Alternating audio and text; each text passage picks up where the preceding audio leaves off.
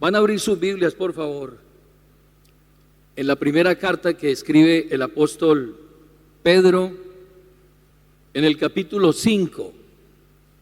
Vamos a leer desde el verso 5 al verso 11. Este mensaje lo dividiremos en dos partes. Hoy veremos la primera, si Dios nos permite. El versículo 5. Igualmente, jóvenes, estad sujetos a los ancianos, y todos sumisos unos a otros, revestidos de humildad, porque Dios resiste a los soberbios y da gracia a los humildes. Humillaos pues bajo la poderosa mano de Dios, para que Él os exalte cuando fuere tiempo, echando toda vuestra ansiedad sobre Él, porque Él, Dios, tiene cuidado de vosotros.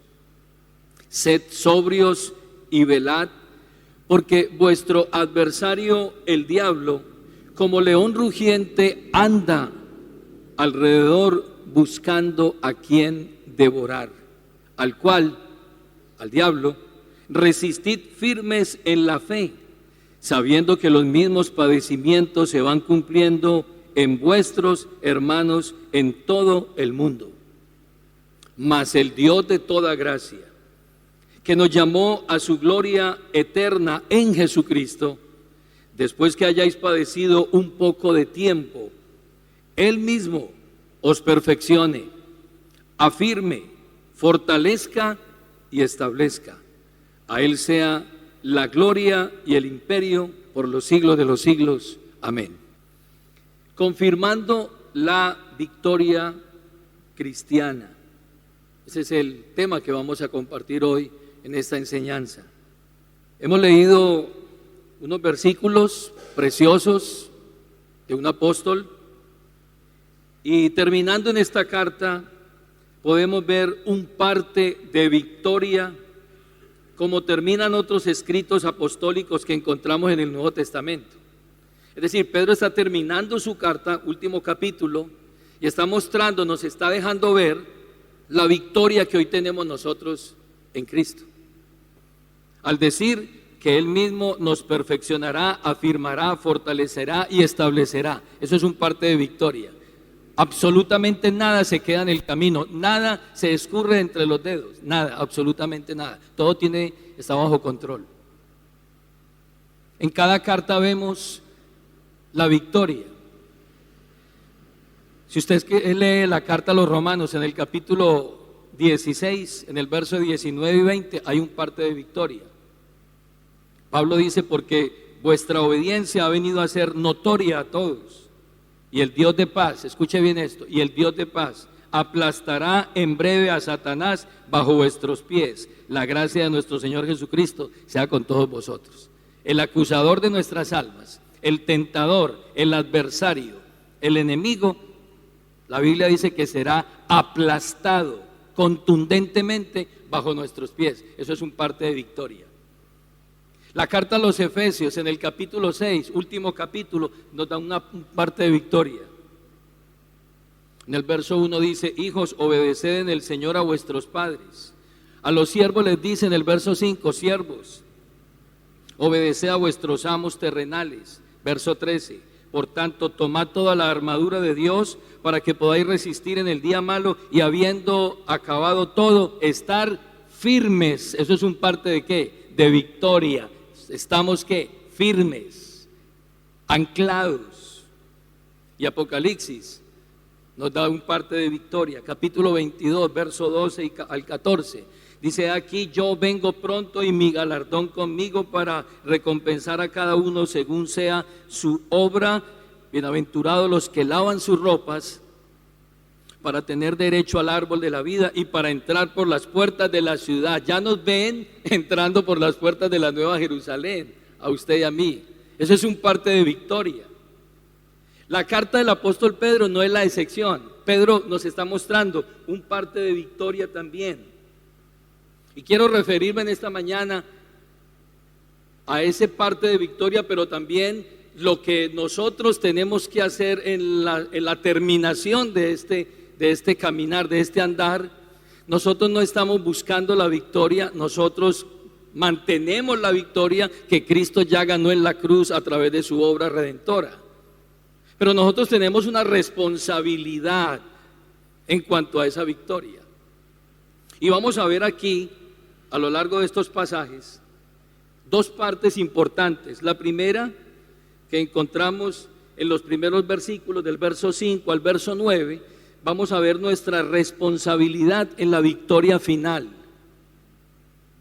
Y en el versículo 10 vamos a ver la soberanía divina en la victoria que hoy tenemos. Es decir, nosotros tenemos una responsabilidad humana en este proceso. No porque dependa de nosotros, sino que como creyentes tenemos una responsabilidad humana. Y vamos a ver la soberanía divina en este plan, en el versículo 10. Y finalmente vamos a mirar en el versículo 11, cumpliendo el propósito final para que toda la gloria y toda la honra sean para nuestro Señor. Hoy nos centraremos en el primer punto, del verso 5 al verso 9. Y vamos a ver entonces qué es lo que tenemos que hacer nosotros dentro de nuestra responsabilidad humana. Aquí hay tres imperativos, aquí hay tres órdenes que se nos dan a nosotros para mantener esa victoria. La primera orden la encontramos en el versículo 5. La Biblia dice, revistiéndonos de humildad.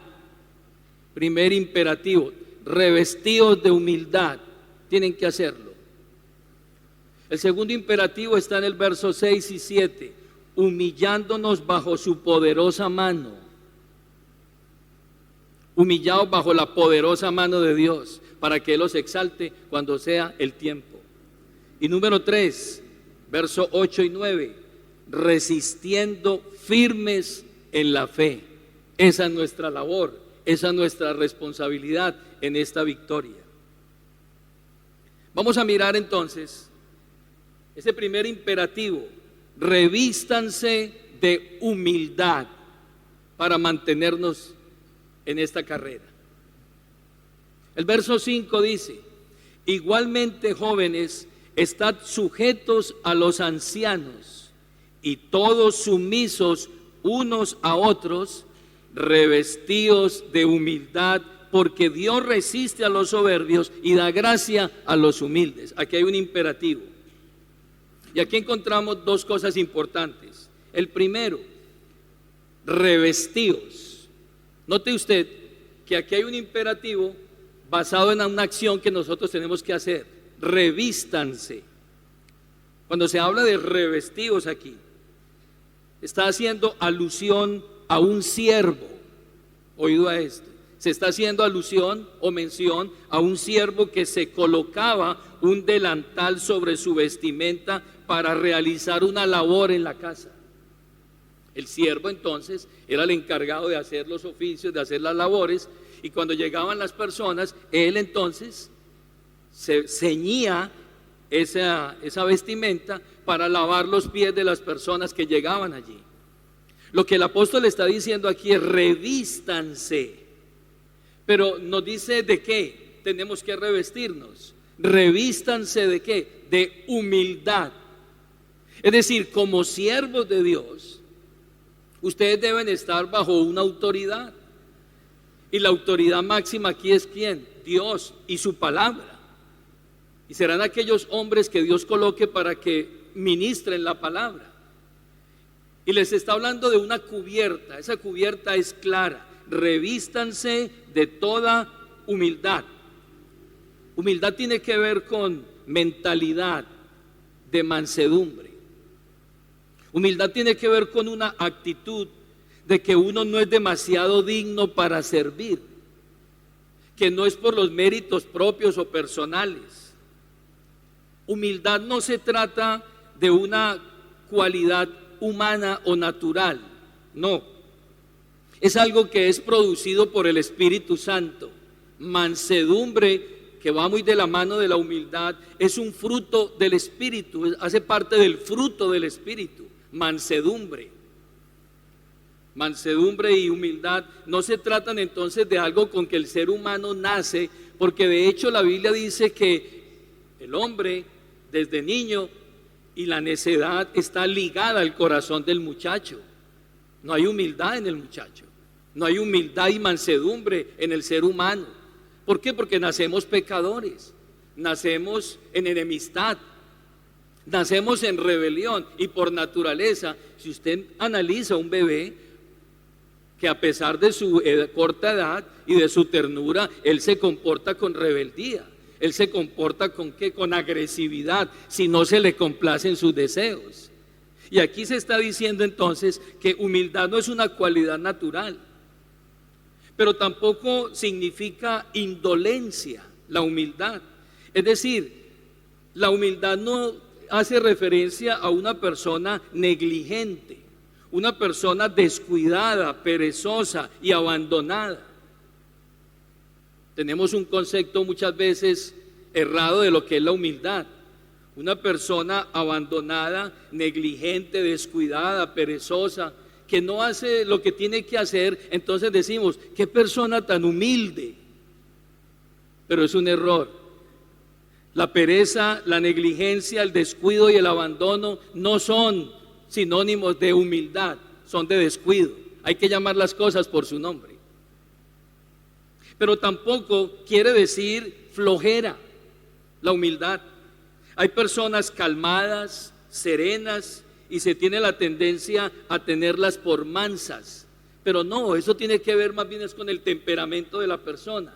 Es posible que esa persona que usted vea apacible y serena tenga un corazón altivo y soberbio, y las apariencias nos engañan.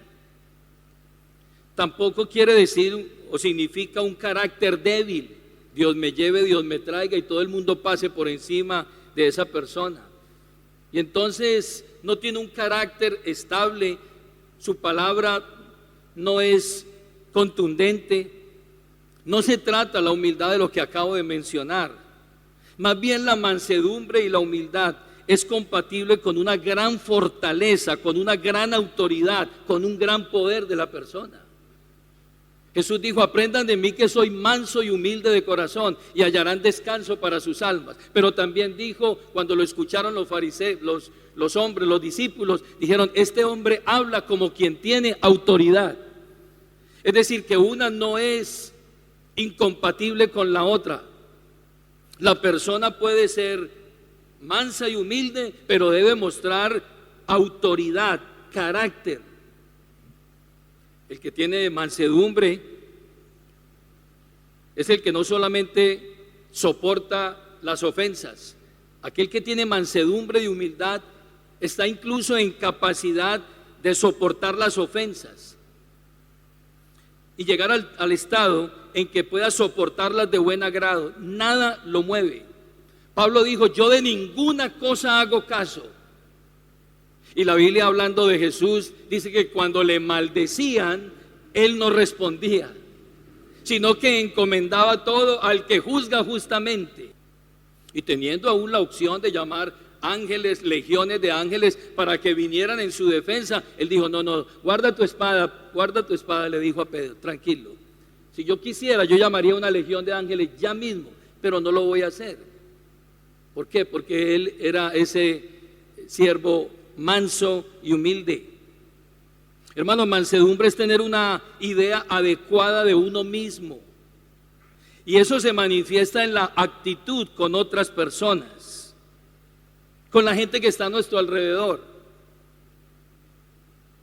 Es tener una idea adecuada de uno mismo, no estar por encima de los demás pensando que tú eres más y mirar a los demás por encima del hombro. No, es tener una idea adecuada de usted mismo y de mí mismo. Nadie tenga más alto concepto que el que debe tener de sí mismo, si no piense de sí con qué, con cordura, con equilibrio, con ecuanimidad. El hombre tiende a subirse, a enorgullecerse por sus posesiones, por su intelectualidad, por su capacidad. Entonces empieza a mirar a los demás por encima del hombro como inferiores. Pero la humildad y la mansedumbre nos permiten estar en el lugar donde debemos estar. El manso y humilde no es orgulloso en sí mismo, no se gloría nunca de sí mismo, siente que no tiene nada de qué enorgullecerse. No, dígame usted qué trajo a este mundo. Absolutamente nada. Y dígame usted qué se va a llevar de este mundo. Absolutamente nada. No he visto el primer velorio o entierro con trasteo, con mudanza, con un camión detrás llevando todo. No lo he visto, no lo conozco. Todos salimos desnudos del vientre de nuestra madre y desnudos volveremos al polvo de la tierra. No tenemos absolutamente nada de qué enorgullecernos. Todo lo hemos recibido. Y Pablo dice, y si lo recibiste, ¿por qué te glorías? El humilde entonces sabe que no tiene absolutamente nada de qué enorgullecerse, que todo es un regalo de Dios, que todo es un don de Dios, que es de Él, por medio de Él y para Él, que son todas las cosas, y finalmente la gloria es ¿para quién? Para nuestro Señor. El mundo hoy se enorgullece de muchas cosas, aún de sus propios pecados se enorgullecen de eso. El manso y humilde entonces significa que no trata de imponerse, es una negación a la mentalidad del mundo de hoy, que quieren imponerse sobre el otro, aplastar al otro. No, entre ustedes no será así, les dijo el Señor. Los gobernantes se enseñorean de los demás y ejercen autoridad sobre ellos y los manejan y los manipulan, pero entre ustedes no será así, sino que el más pequeño entre ustedes será el más grande. Y ustedes no van a permitir entonces que la mentalidad de liderazgo cambie, sino que la Biblia dice que el Hijo del Hombre vino ¿a qué? A servir y no ser servido. Ese es el verdadero hombre o mujer humilde. Volviendo allí al texto que estamos mirando, en el versículo 5, entonces teniendo claro de qué es que tenemos que revestirnos nosotros, de toda humildad y de toda mansedumbre, entonces dice el apóstol Pedro en el verso 5, igualmente jóvenes, estad sujetos a los ancianos, y todos sumisos unos a otros, revestidos de humildad. ¿Por qué? Hay una razón, porque Dios resiste a los soberbios, pero da gracia a los humildes. Pedro menciona aquí primero a los jóvenes. ¿Por qué? ¿Por qué lo hace con los jóvenes? Es posible que el joven tiene un espíritu más indómito, tiene un espíritu más fuerte, un carácter que apenas está siendo formado, y entonces él tiende a ser como ese volcán en erupción, que está mirando la vida, que quizás piensa o cree dentro de él mismo que él sabe todo, que él conoce todo. Y entonces quiere, como nos muestra la sociedad de hoy, ser autónomo, independiente y tomar decisiones y todo esto. Y eso está bien, en su tiempo se hará. Pero aquí hay un imperativo a los jóvenes y se les dice: jóvenes, estén sujetos a los ancianos. Y todos, revístanse ¿de qué? De mansedumbre. Los más jóvenes, puede ser también jóvenes en la fe, pero aquí específicamente se habla de jóvenes hablando en edad, biológicamente hablando. Voy a dar solamente algunas referencias para que usted las coteje más adelante. Lucas 22, 26, esa misma palabra joven que utiliza Pedro, neos, es la misma palabra que aparece aquí, en Tito 2, 6, en Primera de Pedro 5, 5. En Primera de Timoteo 5, 1 al 2, habla de estar sometidos los jóvenes, hablando en términos biológicos. Deben someterse ¿a quién? A los ancianos. Hermanos, esta carta ha venido hablando de autoridad y de sumisión desde el principio. Nos han dicho que nos sometamos a toda autoridad porque toda autoridad es puesta por Dios. La autoridad es lo que mantiene el equilibrio de la creación. Aún los elementos de la creación están sometidos a la autoridad. Usted no ve el mar saliéndose de los órdenes. Dios le ha puesto un límite al mar. Cristo mismo se sometió al Padre en su misión, porque él vino a cumplir una misión y vino a obedecer, y no vino a hacer su voluntad, sino la voluntad del Padre. Pedro habla también de la sumisión en el hogar, de cómo el hombre es el responsable, la cabeza, y ese hombre estará sometido a Cristo y a su palabra, y él a su vez ejercerá autoridad en su casa sobre su esposa y sobre sus hijos. Y entonces es un orden que mantiene el equilibrio. Piense usted en una creación que no está sometida a nada. ¿Qué pasaría? Cada planeta girando alrededor de lo que quiere, todo absolutamente la creación. ¿Sabe qué mantiene la creación? El sometimiento a leyes naturales, por eso se mantiene el equilibrio. ¿Sabe qué mantiene un hogar estable? El sometimiento cada uno de nosotros en su orden, en su posición. ¿Sabe qué mantiene la sociedad estable? El sometimiento a las leyes y a las autoridades. Cuando no se ejerce eso, se genera un caos, se genera una anarquía. Pero aquí ahora la autoridad es llevada incluso hasta la misma iglesia. Ya hemos hablado del hogar, pero ahora vamos a la iglesia. Porque en la iglesia Dios ha puesto una autoridad, un orden para que se mantenga el equilibrio. Y entonces se habla a los jóvenes que deberían sujetarse a los ancianos, a ese liderazgo que Dios ha puesto. Pero no es un liderazgo impuesto, no, es un liderazgo que uno lo hace así como esa mujer se somete a ese hombre, que la trata como Cristo trata a la iglesia, con amor y con cuidado. Se somete de buena voluntad, con amor también, al ver la sabiduría con que ese hombre se somete a su vez a la palabra de Dios. Entonces se le dice a la iglesia que debe estar bajo un liderazgo, bajo una autoridad. Y se le dice a los jóvenes primero, porque ellos tienen una sabiduría. Esos ancianos a los cuales se les pide que se sometan, ellos tienen una sabiduría que proviene de años de experiencia en las cosas de Dios. Entonces, si se le dice al joven, a la persona que tiene menos recorrido, que se someta a una autoridad de ancianos, es porque esos ancianos tienen una experiencia en las cosas de Dios que proviene de muchos años atrás, que tienen un conocimiento experimental en la palabra de Dios y conocen las escrituras y pueden darle un consejo acertado. Y son aquellos a los que Dios ha dado la responsabilidad para el cuidado de las ovejas.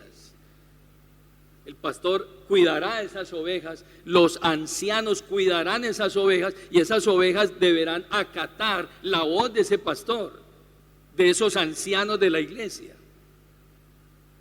Deben acatar y someterse a la autoridad de esos ancianos, porque la Biblia lo declara. No es un capricho del liderazgo humano. La Biblia dice en 1 de Timoteo 5:17, los ancianos que dirigen bien los asuntos de la iglesia son dignos de doble honor, especialmente los que se dedican con su esfuerzo a la predicación y a la enseñanza. A ellos se les debe deferencia y respeto. A ellos se les dijo que no abusen de las ovejas, que no tengan señorío sobre ellos, pero tampoco lo hagan por lucro, sino con ánimo pronto. Pero a la oveja también se le dice, sométase a ese pastor. Sométase, con humildad, hágalo. Hermano, eso aplica en toda parte. Usted llega a una empresa nueva y a usted le van a dar una inducción. A usted no lo van a referir a la persona de menos experiencia. Usted lo mandan a un departamento de cualquier empresa y le ponen a una persona que ya lleva antigüedad y le hace una inducción. No le van a poner al recién llegado, le ponen a una persona que tiene la experiencia. En la antigüedad se ponía a arar a un buey viejo con un buey joven, y se les ponía un yugo a los dos, el buey antiguo, viejo, con el buey joven. ¿Por qué? Porque el buey joven tiene el ímpetu, tiene la fuerza, pero el buey joven torcía el arado. En cambio, el buey viejo tenía la experiencia y mantenía el arado recto, mantenía el equilibrio, la ecuanimidad, por la experiencia que tenía. Ya estaba curtido. Al buey se le ponía un aguijón para que cuando torcía el arado, entonces el aguijón se clavaba en su cuello. Por eso el Señor le dijo a Pablo: dura cosa te es dar coces contra el aguijón. Le dijo: tú eres un buey, y si tú sigues dando coces, patadas, entonces cada vez el aguijón se te va a clavar más. Y entonces ese buey viejo, de tanta experiencia, entonces ya sabía cómo llevar el surco derecho. Y entonces le ponían el buey joven para que el buey joven se dejara guiar y liderar por el buey antiguo, y entonces pudiera hacer las cosas que correctamente. Hoy, tristemente, hay una sociedad que está más influenciada por otras cosas que por un consejo, una autoridad que Dios ha puesto. Si usted nota la historia, en la historia de todos los imperios y las naciones, los consejeros de esas naciones, de esos imperios, ¿quiénes eran? Los ancianos. ¿Sabe dónde mantenían los ancianos? En la puerta de la ciudad. Y la gente iba a los ancianos y escuchaban el consejo de los ancianos. Y los reyes, antes de salir a la guerra, consultaban a los ancianos, y los ancianos entonces les daban una palabra de consejo. Era en la puerta de la ciudad donde estaban los consejeros de la ciudad. Se dice que cuando los ángeles llegaron a Sodoma, Lot estaba a la puerta de la ciudad, es decir, ya tenía un estatus de gobierno en esa ciudad, y allá se daba el consejo. Pero el tiempo ha ido cambiando, evolucionando, y entonces se fue desechando el consejo de los ancianos y fue quedando plasmado en los libros, al conocimiento, y entonces recibían un consejo de los libros, ¿cierto? Pero hoy, ¿cómo se maneja? La gente que tenga más seguidores en las redes sociales. Y entonces ellos son los que se han convertido en muchas ocasiones en los consejeros de la gente. Y entonces es que este tiene 50 millones de seguidores, él es una autoridad. No quiero decir con esto que no haya personas correctas, adecuadas, que utilicen las redes sociales de una forma adecuada, pero mucha y muy gran parte de hoy de la gente se rige ¿por qué? Por lo que diga el influencer. Es que el influencer dijo esto, entonces yo voy a hacer esto. Entonces hoy la sociedad anda ¿en qué? En un declive, porque son gente sin criterio en muchas ocasiones que está diciendo para dónde es que debe seguir hoy la sociedad, y los vemos llegando incluso a mostrarse, y la gente va simplemente a verlos porque tienen influencia. Pero yo pregunto, ¿qué le aportan a la sociedad a esas personas? ¿Qué consejo le pueden dar? ¿Qué consejo basado en la palabra de Dios para él, su familia, para la sociedad puede aportarle una persona de esas? Eso es lo que hay que evaluar. Y aquí entonces, volviendo allí a la carta de Pedro, se le dice a esos jóvenes que se sometan a los ancianos. Deben someterse porque la sumisión es una actitud fundamental de la madurez espiritual. Cuando una persona se somete a una autoridad, está mostrando con eso que hay una madurez en esa persona.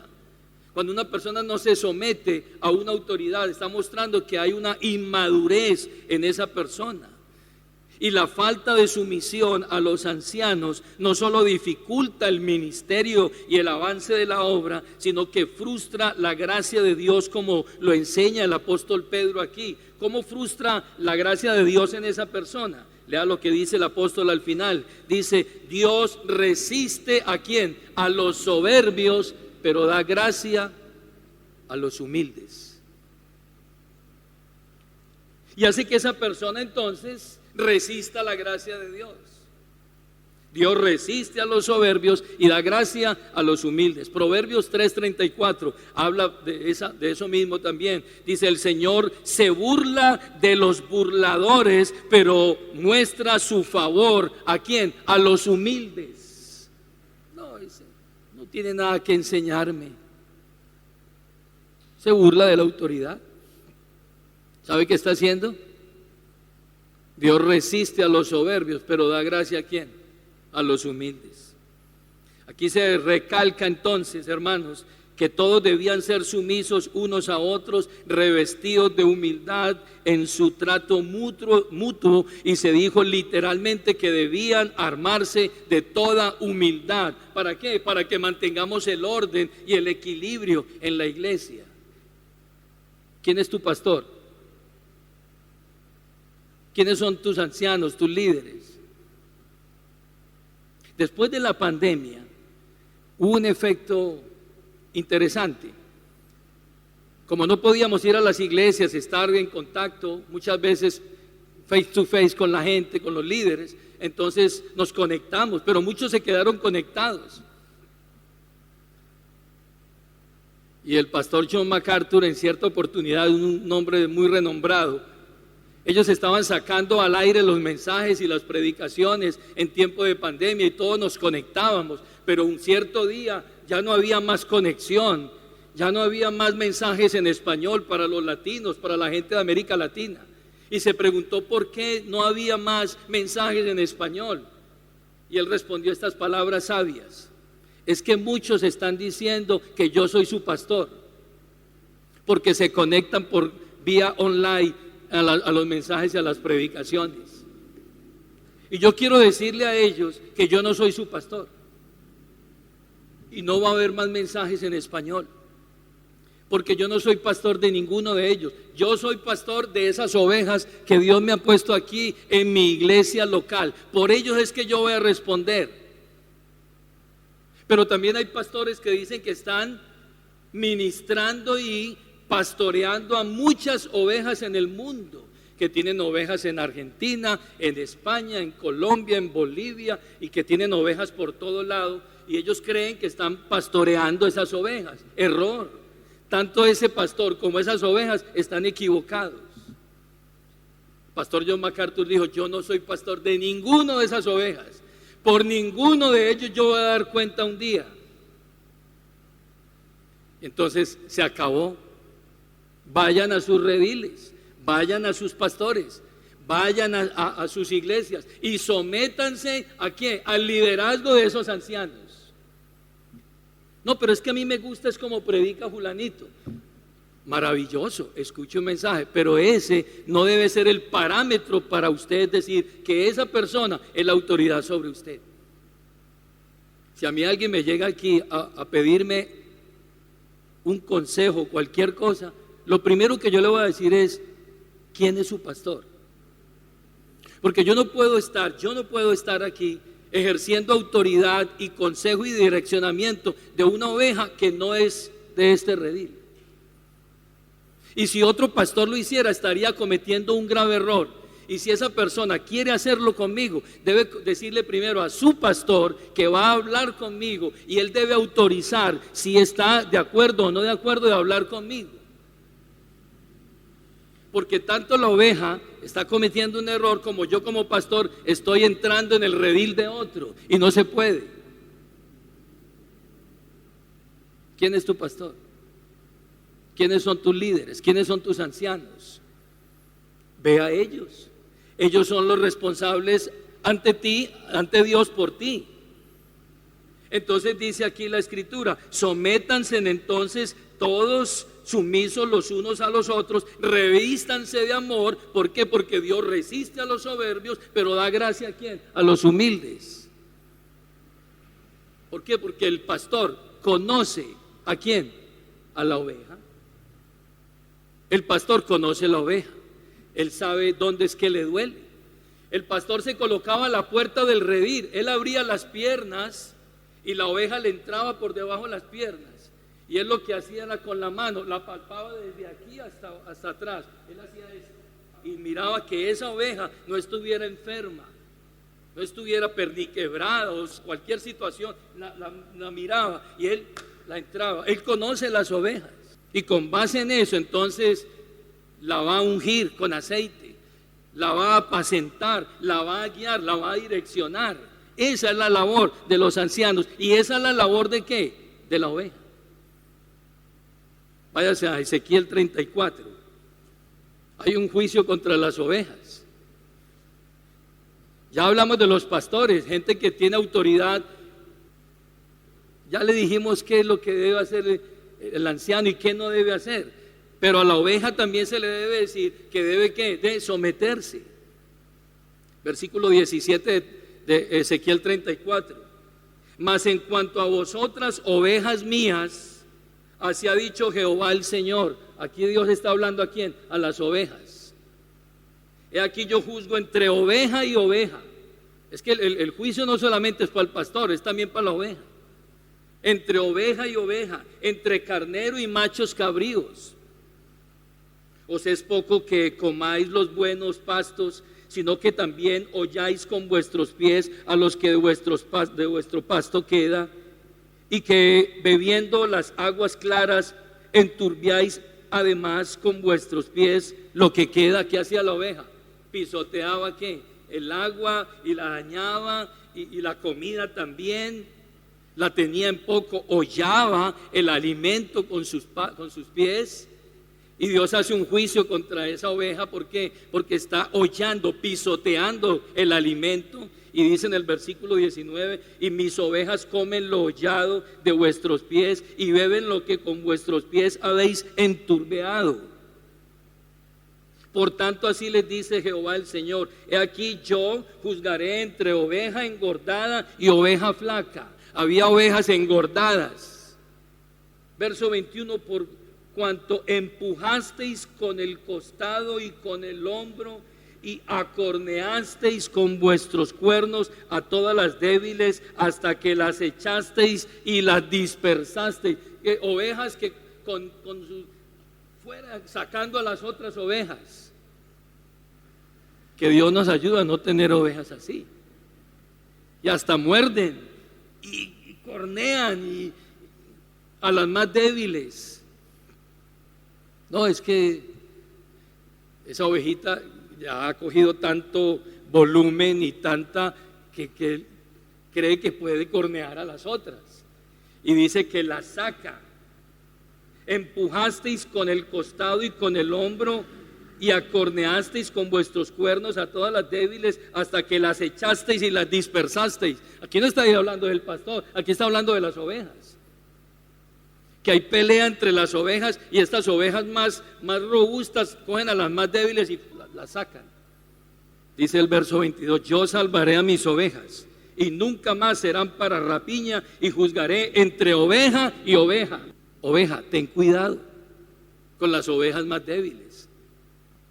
Es más, Pablo dice: si comer algo me es ocasión de tropiezo para que este que Cristo salvó no se pierda, no lo voy a comer, no lo voy a hacer. ¿Por qué? Porque se perderá aquel por quien Cristo ¿qué? Murió. Entonces yo debo también cuidar a los más débiles. Pero alguien dirá: no, a mí no me importa, pues él verá. No, él verá no. Tú eres una oveja y debes cuidar también por el más ¿qué? Por el más débil. Entonces se le dice a esos creyentes a esas ovejas, que dejen esa actitud y se revistan de humildad. Es porque él lo vio personalmente en el Señor Jesús. Pedro está diciendo: revístanse de humildad, porque es que yo lo vi en el Señor. Que la noche antes de morir, él se quitó su capa, se quitó esa cubierta que tenía, y tomó un lebrillo y tomó una toalla y se sentó y empezó a lavarnos los pies de cada uno de nosotros con humildad. Y Pedro dijo: tú no me lavarás los pies. Y el Señor le dijo: si no te lavo los pies, no tendrás parte conmigo. Pedro le dice: entonces lávame la cabeza y lávame todo. Y Pedro está diciendo aquí: vístanse de humildad, porque es que él lo vio. ¿En quién? En el Señor Jesús. Como esa noche el más alto, el más grande, y dice el texto allí en San Juan 13:3, que sabiendo que el Padre le había entregado todas las cosas y que todo estaba sometido debajo de él, ese, el más grande, el más excelso, el más glorioso, se quita la capa, toma el lebrillo, toma el agua y empieza a lavar los pies de todos, dándonos ¿qué? Ejemplo para que sigamos sus pisadas.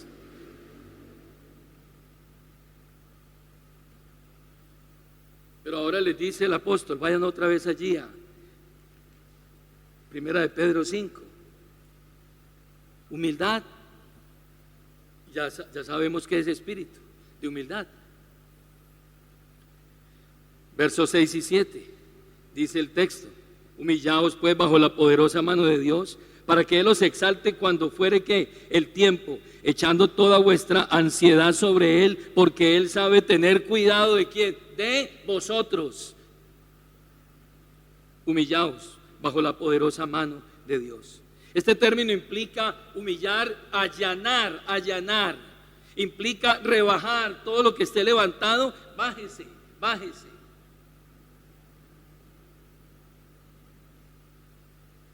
Santiago 4:10 dice lo mismo: humillaos delante del Señor y Él os exaltará. Otra vez el Señor nos da ejemplo a nosotros. Filipenses 2:8, y estando en la condición de hombre, se humilló a sí mismo, haciéndose obediente hasta la muerte. ¿Y muerte de qué? De cruz. Él nos dio el ejemplo a nosotros. La humillación tiene que ver con la obediencia, está ligada a la obediencia, la humildad. Recuerde que toda obediencia retardada es desobediencia. El Señor nos enseñó la humildad. Dice que haciéndose obediente hasta la muerte y muerte de cruz, ¿qué hizo?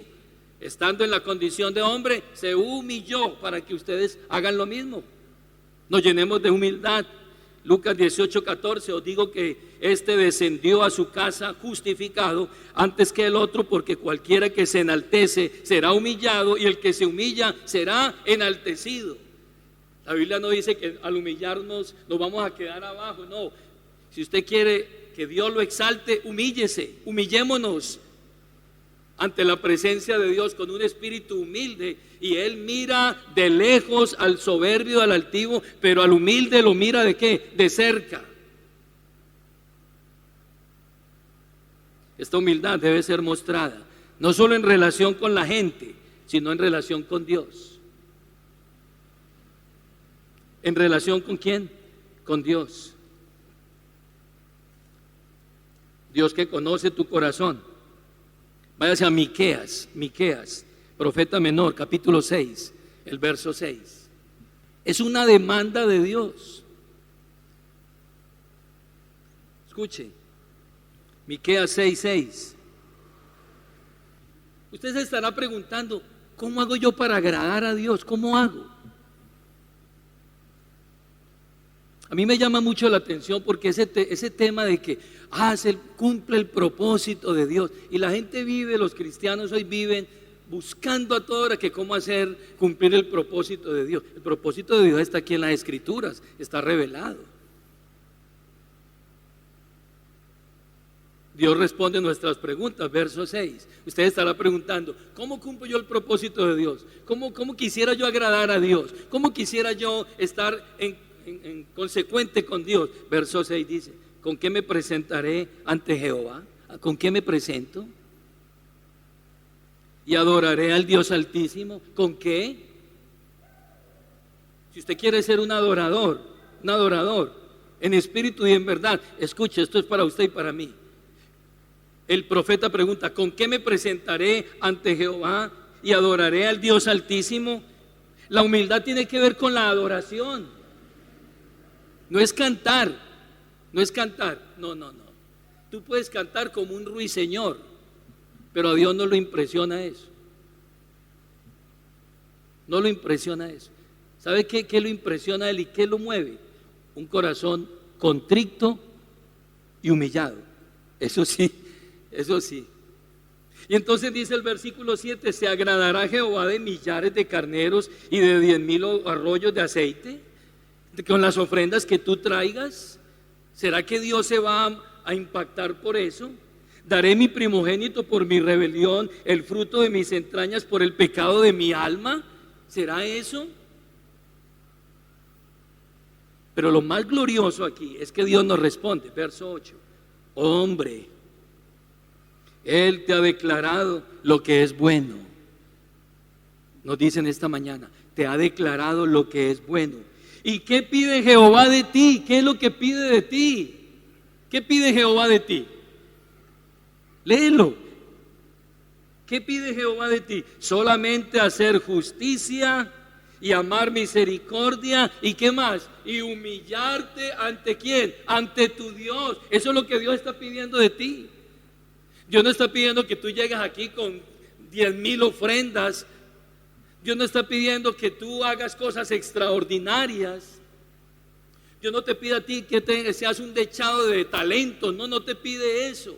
Para Dios es más importante lo que hay en tu corazón, que ese hombre, esa mujer que va a adorar a Dios, que va a servir a Dios, que va a traer algo a Dios, primero venga con un corazón que humilde y quebrantado ante Él, porque Él habita con el humilde y el quebrantado de espíritu. ¿Para qué? Para ponerlos en lugares altos, pues Dios resiste a los soberbios, pero da gracia ¿a quién? A los humildes. Y esa humildad tiene que reconocer que yo soy un pecador. Yo soy un pecador. Y eso me hace mantener, ¿qué? Me hace mantener pegadito, humildito. Dios utiliza sus medios para moldear nuestra humildad. Yo lo he llamado el alfiler de Dios. Escuche, el alfiler de Dios. John MacArthur comenta acerca de esto. Los lectores de la carta de Pedro no debían resistir la mano soberana de Dios, así les hiciera pasar por pruebas difíciles. Y escuche esta definición: una de las evidencias de falta de sumisión y de humildad es la impaciencia con Dios en su obra de hacernos humildes como creyentes. Cuando Dios me está moldeando y yo estoy... Es decir, Él está en el proceso de ¿qué? De llevarme a la humildad y de llevarme a la mansedumbre, pero yo estoy impaciente. Ese creyente se ve molesto, se siente la desazón, el desagrado, la ansiedad, la inquietud, el disgusto, la zozobra, el hastío, el desasosiego, el desespero. Cuando Dios está trabajando en ese creyente y él está indispuesto, él está impaciente, entonces Dios le dice: como vas a pasar por ese momento difícil y te vas a llenar de ansiedad, entonces echa toda tu ansiedad ¿sobre quién? Sobre Él. Echa toda tu ansiedad sobre Él, porque Él sabe tener cuidado ¿de quién? De nosotros. El tiempo de la exaltación. Sí, vamos a tener altibajos, pero el tiempo de la exaltación lo determinará Dios de acuerdo a sus planes. Nuestro modelo perfecto es el Señor Jesucristo, quien vino a este mundo en el tiempo correcto, Gálatas 4:4, para vivir una vida en donde experimentó el dolor, el quebranto en un mundo caído, según Isaías 53, pero luego fue exaltado hasta el lugar más alto de honor y de más alto privilegio, pues Pablo dice que le fue dado un nombre que es sobre todo nombre, para que en el nombre de Jesucristo se doble toda rodilla de los que están en el cielo, en la tierra y debajo de la tierra. Pero antes de la exaltación viene la humillación. No hay exaltación sin humillación. La Biblia dice que es mejor caer sobre la roca y ser quebrantado, y no que la roca le caiga encima y lo desmenuce. Pues si usted se tira sobre la roca, se quebrará un pie, se quebrará una mano, pero quedará con vida. Pero si la roca le cae encima, ¿qué va a quedar? Quedará desmenuzado. Eso indicando que es mejor quebrantarse, el espíritu quebrantado, humilde, al que Dios recibe, y no al soberbio a quien Dios mira de lejos. Entonces, mientras esperamos en este proceso, echen toda esa ansiedad, echen toda esa intranquilidad, echen toda esa zozobra, ese hastío, echen todo ese disgusto sobre Él, porque Él sabrá tener cuidado ¿de quién? De ustedes. William MacDonald dice: la ansiedad es innecesaria. No tenemos necesidad de llevar las cargas cuando Él está dispuesto a llevarlas por nosotros. No te cargues con eso. Echa tu ansiedad sobre Él. Él sabe tener cuidado de ti. Es inútil angustiarse, es inútil la angustia. ¿Por qué? Porque la angustia no ha resuelto jamás ningún problema. Ningún problema la angustia ha resuelto. Y entre otras cosas, la ansiedad es un pecado. Dijo un predicador: la ansiedad es pecado porque niega la sabiduría de Dios. Dice él que Dios no sabe lo que está haciendo. Cuando yo me lleno de ansiedad, estoy diciéndole a Dios: Señor, usted se equivocó, eso es pecado. ¿Será que él necesitará consejo? La ansiedad niega el amor de Dios diciendo que Él no tiene cuidado de mí. Él está diciendo eso, Él no tiene cuidado de mí, yo no le importo, y eso no es verdad, eso es mentira. La ansiedad niega el poder de Dios diciendo que Dios no es capaz de librarme de todo lo que me está causando esa ansiedad. Estoy diciendo, me niego a la sabiduría de Dios, me niego a la autoridad de Dios, me niego a la soberanía de Dios, me niego al poder de Dios. Dios no es capaz, yo tengo el control de esto. Y por eso es que el hombre se da contra el mundo. Por eso se nos dice, humíllense, bájense, reconózcanse, sométanse, y cuando ustedes lo hagan, entonces Dios, ¿qué va a hacer con ustedes? Dios los va a exaltar, porque Dios resiste a los soberbios, pero da gracia a los humildes, y a su debido tiempo, Dios los exaltará a ustedes. Pero deben bajar primero para luego subir. Lo último que se nos dice es: resistan firmes en la fe. Resistan. Sean sobrios, velen, porque vuestro adversario el diablo como león rugiente anda alrededor buscando a quien devorar, al cual resistid firmes en la fe, sabiendo que los mismos padecimientos se van cumpliendo en vuestros hermanos en todo el mundo. El Espíritu Santo aquí está haciendo alusión, lo mismo que hizo con los efesios.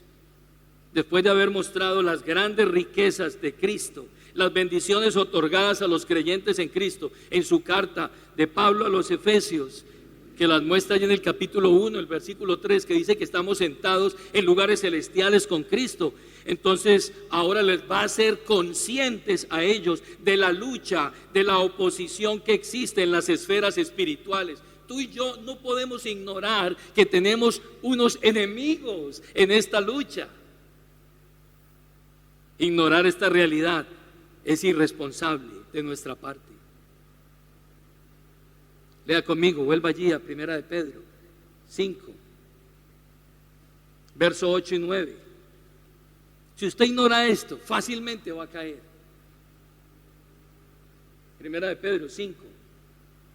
Ahora se nos dice, tercera responsabilidad, verso 8: sean sobrios y velen, porque vuestro adversario el diablo como león rugiente anda alrededor buscando a quien qué. Ay, mi hermano, él no viene aquí a acariciar, no, él viene a devorar, al cual resistid firmes en la fe, sabiendo que los mismos padecimientos que se van cumpliendo en vuestros hermanos en todo el mundo. El Espíritu Santo nos está alertando a nosotros. Aquí el adversario es descrito como un león rugiente que busca a su presa para devorarla. Él no tiene compasión, Pablo le dijo a los ancianos de Éfeso: entre ustedes se levantarán lobos rapaces que no perdonarán el rebaño. No lo perdonan, hermano. Un león, un oso o un lobo no perdona a la oveja, no lo perdona. No seamos ingenuos. Como el cerdito aquel que estaba allí en la Navidad, y lo tenían amarrado aquí para, ya saben para qué. Y cuando llegó el carnicero con el cuchillo, le dijo el cerdito: ¿usted es el que me va a soltar? No, yo no lo voy a soltar, yo lo voy a echar a la olla.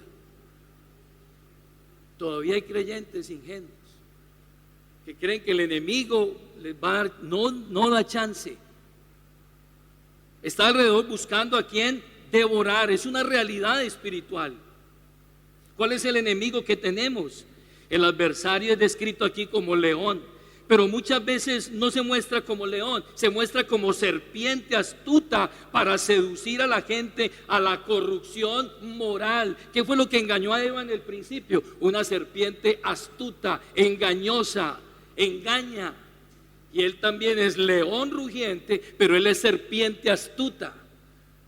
Y él se desliza con sutileza y engaña los sentidos. Con que Dios le ha dicho eso a usted, No, no, no, no, no, no van a morir, tranquilo. Sino que sabe Dios que el día que coman de eso serán abiertos sus ojos y serán como Dios. Eso es lo que Él está diciendo. Si ella le creyó a la serpiente, Satanás es representada en una serpiente, representado en una serpiente. O quizás se viste como ángel de luz y intenta engañar a la gente en el reino espiritual. Él se viste como ángel de luz, él se viste como serpiente, él se viste como león, él camufla. Por eso usted y yo tenemos que estar, como dice, sobrios, no ebrios, y estar ¿qué? Velando. ¿Para qué? Porque nosotros no ignoramos sus maquinaciones. Él se está moviendo todo el tiempo. Nuestro adversario, el diablo. Usted tiene que estar a la expectativa. Váyase a Efesios 6, verso 10. Por lo demás, fortaleceos en el Señor y en el poder de su fuerza, vestidos de toda la armadura de Dios, para que podáis estar firmes contra las acechanzas ¿de quién? Del diablo. Él acecha, porque no tenemos lucha contra carne ni sangre, sino contra principados, potestades, gobernadores de las tinieblas y huestes espirituales de maldad en las regiones celestes. Por tanto, tomen toda la armadura de Dios para que puedan resistir en el día malo y, habiendo pasado todo, estar firmes. Esto es toda una enseñanza. Pero Él está al acecho, Él no descansa, Él no duerme. Tiene más de 6,000 años de experiencia, tiene conocimiento, y Él mira y observa y vigila y crea sistemas y crea engaño para que la gente caiga. Pero Él está acechando todo el tiempo. La labor suya y mía es: velen, sean sobrios y pónganse en toda la armadura de Dios y fortalezcanse en el Señor y en el poder de su fuerza. Vístanse de toda la armadura para que puedan estar ¿qué? Firmes. Y habiendo pasado todo, estar firmes. Unas conclusiones finales, hermanos. Pedro nos ha mostrado a nosotros que somos ovejas del Señor.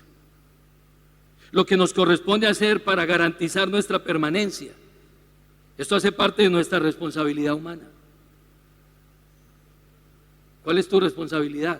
Humíllate bajo la poderosa mano de Dios. Resiste al enemigo y sométete, y Él te exaltará. Pidamos a Dios que podamos entender la importancia de imitar a nuestro Señor Jesucristo en lo que respecta a la humildad y la mansedumbre, que lo entendamos bien, porque Él venció aún a la muerte con esa mansedumbre y esa humildad.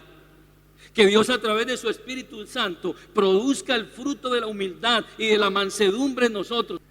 Que seamos sabios para entender cuál es nuestra responsabilidad en la confrontación espiritual con nuestro adversario, el diablo, para evitar el fracaso en nuestra vida espiritual.